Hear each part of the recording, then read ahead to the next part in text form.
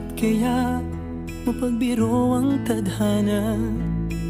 Bakit kaya pagdating nyo ay sabay pa? Pareho ko kayong gusto, isa lang aking puso. Di ko naman kayang pagsabayin kayo. Bakit kaya sa tuwing nag-iisa, pareho nung mukha ang nakikita?